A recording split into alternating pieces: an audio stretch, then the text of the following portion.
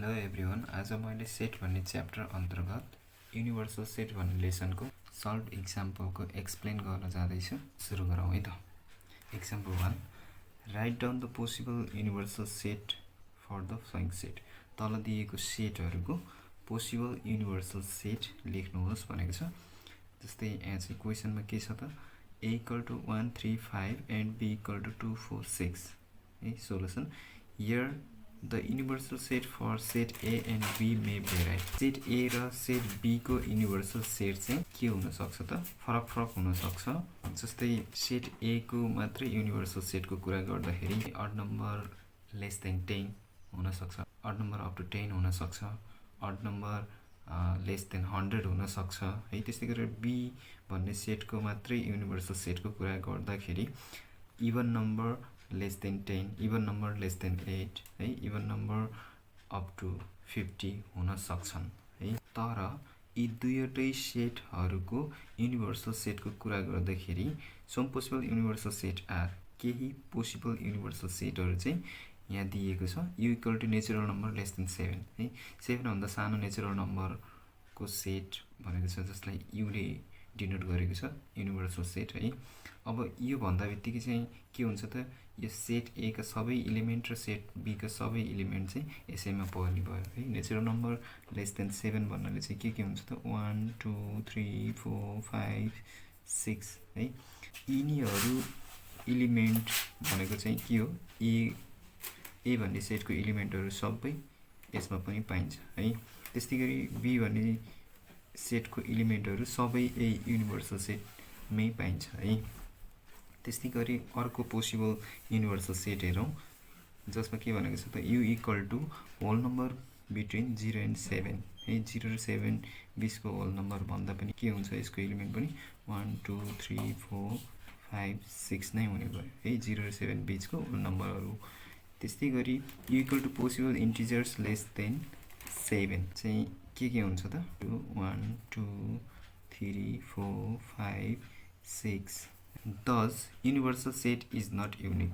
त्यो भएको भएर युनिभर्सल सेट चाहिँ के हुँदैन अरे त, युनिक हुँदैन अरे है। युनिभर्सल सेट चाहिँ जस्तै ए र बी यो दुईवटा सेटको कुरा गर्दाखेरि युनिभर्सल सेट चाहिँ ए नै हुन्छ भन्नु छैन है। युनिभर्सल सेट चाहिँ 1 देखि 6 सम्म नै हुनुपर्छ भन्ने छैन, 1 देखि 10 सम्म हैन, 1 देखि 100 सम्म जतिसम्म पनि लेख्न सकिन्छ। त्यस्तो खालको सेट बनाउनु पर्यो जसमा चाहिँ यो सबै इलिमेन्ट र यो सबै इलिमेन्ट पनि होस् है। जति धेरै ठुलो भए पनि केही फरक पर्दैन, अनि सानो भए पनि केही फरक पर्दैन, मात्र यति हुनु पर्यो कि यो दुईवटै सेटको इलिमेन्टहरू त्यो युनिभर्सल सेट युमा चाहिँ हुनु पर्यो। त्यस्तै गरी इक्जाम्पल नम्बर 2 दिएको छ, त्यो पनि हेरौँ।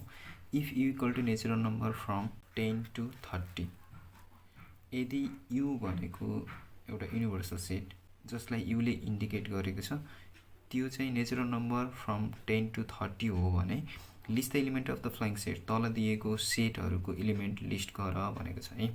अब यो भन्ने सेटको इलिमेन्टहरू चाहिँ के हुने भयो, 10 देखि 30 सम्मको नेचुरल नम्बरहरू 10 11 12 13 हैन, त्यस्तै गरी 29 30 सम्म है।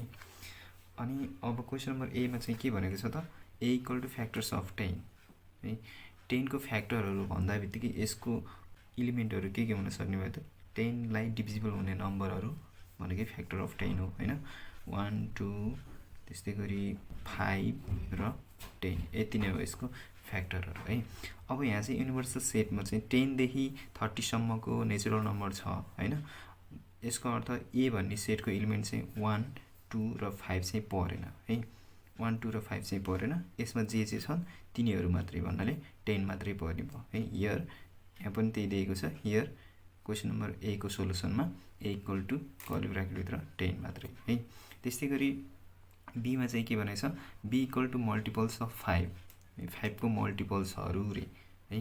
5 को मल्टिपल्सहरू भन्दा बित्तिकै अब के हुन्छ नि त, 5 1 जा 5 5 2 जा 10 5 3 जा 15 हैन 20 यसरी हुँदै हुँदै जान्छ है। तर यहाँ युनिभर्सल सेट 10 देखि 30 सम्म मात्रै छ, त्यो भएको भएर 5 चाहिँ यो 10 देखि 30 को बिचमा पर्दैन। 10 पढ्छ है 10 लेख्न सकिने भयो, त्यो भएको भएर यहाँ चाहिँ 10 लेखेको छ। 15 पनि पढ्ने भयो, 15 लेखेको छ हैन। 20 पनि पढ्ने भयो, त्यो भएको भएर 20 लेखेको छ। 20 पछाडि कति हुन्छ 25 हैन, 25 पनि लेखेकै छ। त्यसपछि 30 हुन्छ, 30 पनि लेखेकै छ हैन। त्यस्तै गरी 30 पछाडि मल्टिपल्स अफ 5 चाहिँ कति हुन्छ त 35 हुन्छ, जुन चाहिँ यो युनिभर्सल सेट भित्र पर्दैन है। त्यो भएको भएर यहाँ चाहिँ 30 सम्म मात्र लेखेको छ बी को एलिमेन्टहरु है। त्यस्तै गरी सी को क्वेशन हेरौँ। C equals to odd composite numbers है। अब अड नम्बर्स र कम्पोजिट नम्बर्सको कुरा छ यहाँ। अड नम्बर्स भन्दाबित्तिकै के हुन्छ 1 3 5 7 9 हैन, त्यस्तै हुन्छ। त्यसै गरी 30 सम्म गएर लेखौँ न, 29 सम्म हुँदै जान्छ। अनि यहाँ चाहिँ अड कम्पोजिट नम्बर भनेको छ। कम्पोजिट नम्बर भन्नाले अब अड पनि हुनु पर्यो र कम्पोजिट पनि हुनु पर्यो।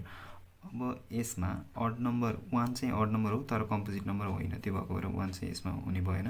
त्यस्तै गरी 3 अड नम्बर हो तर कम्पोजिट नम्बर होइन, 3 पनि पर्ने भएन है, 5 पनि पर्ने भएन, 7 पनि पर्नु भएन।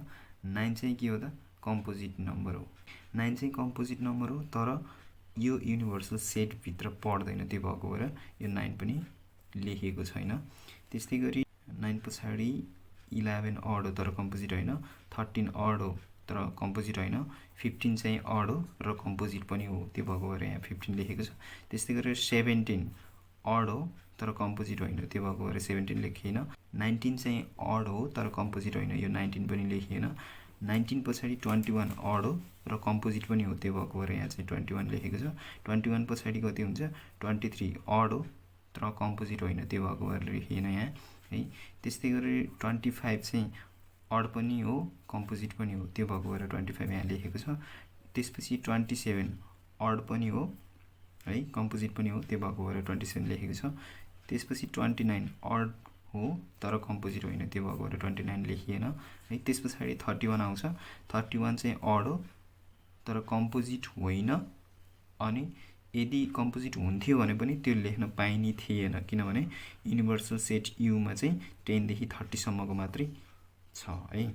त्यस्तै गरी क्वेशन नम्बर डी मा हेरौँ। D equals to composite numbers है। कम्पोजिट नम्बर्स भनेको छ कतिदेखि 10 देखि 30 सम्मको कम्पोजिट नम्बर मात्रै लेख्नु पर्यो हामीले है। कम्पोजिट नम्बर भनेको त्यस्तो नम्बर जसको फ्याक्टरहरू 1 र आफू मात्रै नभएर अरू पनि हुन्छन् भन्नाले चाहिँ जसको फ्याक्टरहरू 2 भन्दा बढी हुन्छन् है। अब जस्तै 10 चाहिँ के भयो त कम्पोजिट नम्बर पर्यो है, किनभने यसको फ्याक्टरहरू के हुन्छन् त 1 2 5 10 है। त्यस्तै गरी 11 चाहिँ कम्पोजिट नम्बर परेन, त्यो भएको भएर यहाँ छैन। 12 कम्पोजिट नम्बर, 14 त्यसपछि 15 16 18 20 21 22 24 25 26 27 28 30 यिनीहरू सबै यहाँ चाहिँ कम्पोजिट नम्बरहरू भए है।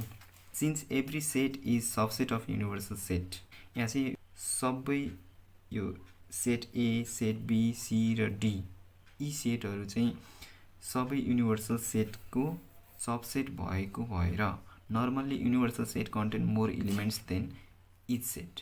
सामान्य रूपमा के हुन्छ त युनिभर्सल सेट चाहिँ अरू सबसेटहरू भन्दा ठुलो चाहिँ हुन्छ है।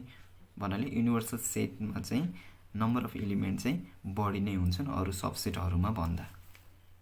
यहाँ तल चाहिँ केही समरी दिएको छ, यो समरी चाहिँ आफै हेर्नु होला। यो समरी चाहिँ हामीले पहिला नै लेसन पढिसकेका छौँ, त्यही कुराकै नोटहरू यहाँ रिमाइन्ड गरेको मात्रै हो, आफै हेर्नु होला है त।